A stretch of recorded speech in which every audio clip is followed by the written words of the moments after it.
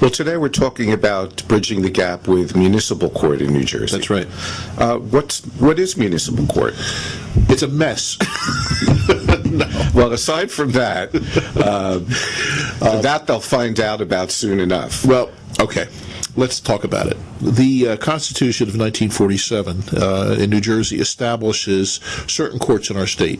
In fact, the only two courts that they really established constitutionally are the Supreme Court of New Jersey and the Superior Court of New Jersey. And our state constitution divides the Superior Court into three different divisions: the Law Division, the Chancery Division, and the Appellate Division.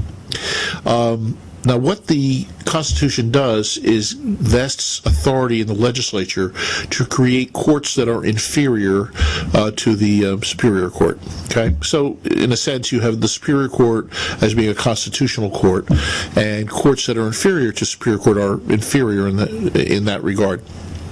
So the legislature has acted on this grant of authority a couple of times during our history to create courts with inferior jurisdiction to the Superior Court. The two that come to mind right away, of course, are the tax court, where people can take their tax claims when the state is a party, and the municipal court system. We've had municipal courts pretty much since the legislature convened after the 1947 Constitution. One of the first orders of business was to enact legislation creating the municipal court system.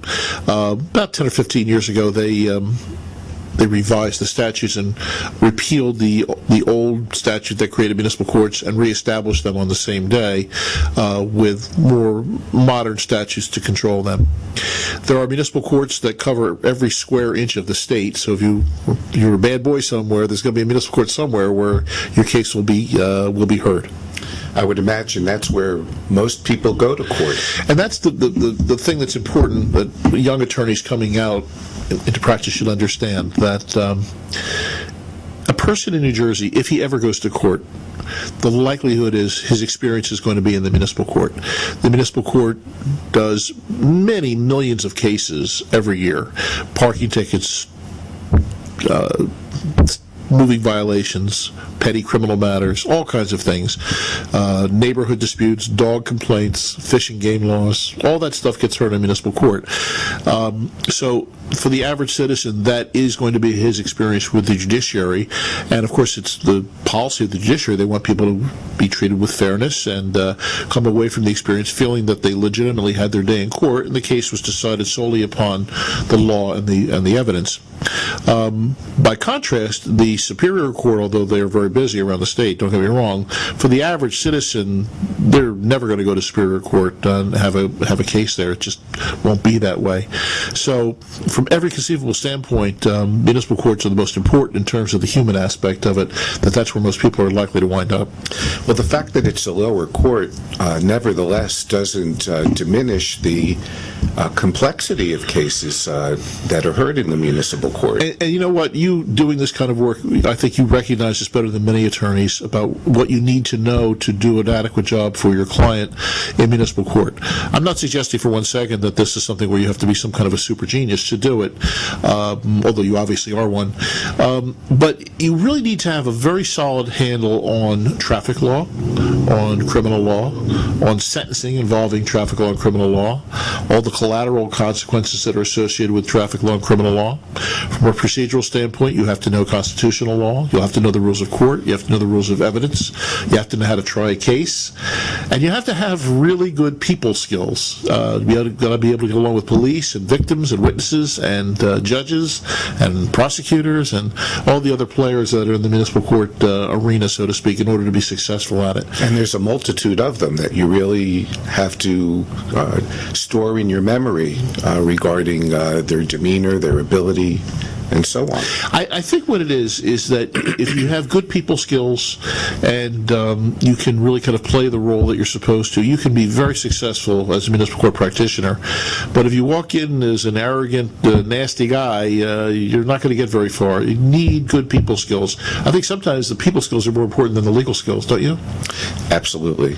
Now, one of the most serious cases that is heard in the municipal court is driving while intoxicated. That's also known as DWI. Correct.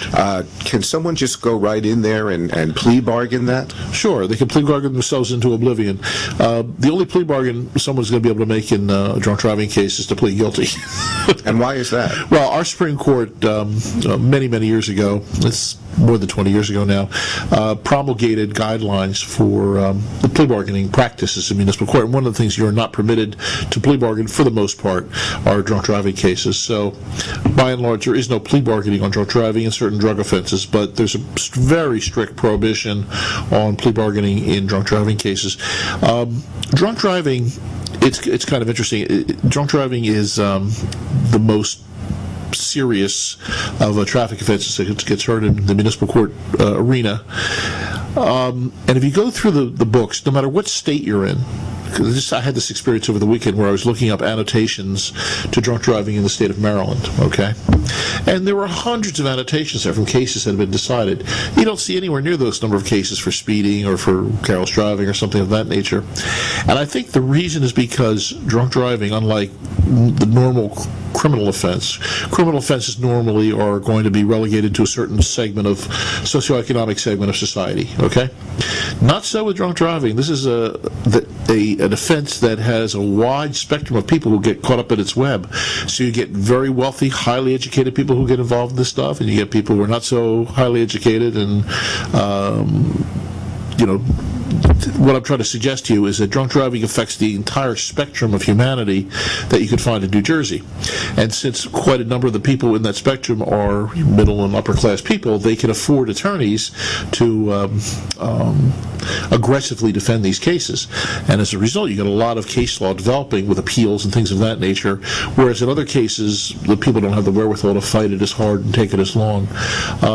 So I guess you find that all over the place. But certainly in New Jersey, we have hundreds and hundreds of published decisions which have kind of added to the body of law on drunk driving in our state. Well, before I ask you, what steps you would take to prepare for this type of serious matter, let me make sure that I'm clear. If I was representing a defendant in Superior Court for murder, I could try to plea bargain that, but I can't plea bargain a DWI case in municipal court. That's right. Now, but there's reasons for that, okay? And I think the primary reason for it is a view by the legislature, not by the legislature, by the judiciary, by the powers that be, specifically by the Supreme Court, that there is a lot less supervision and accountability in the local municipal court complex arena than there is in the Superior Court. In the Superior Court, the cases are handled by assistant prosecutors who are subject to supervision by the county prosecutor, who is a constitutional officer, by the first assistant prosecutor, and of course, very close supervision by the Superior Court judges. And of course, over all that, you have the Attorney General who's looking at these types of things. In the municipal court arena, you don't have anywhere near that level of supervision and accountability.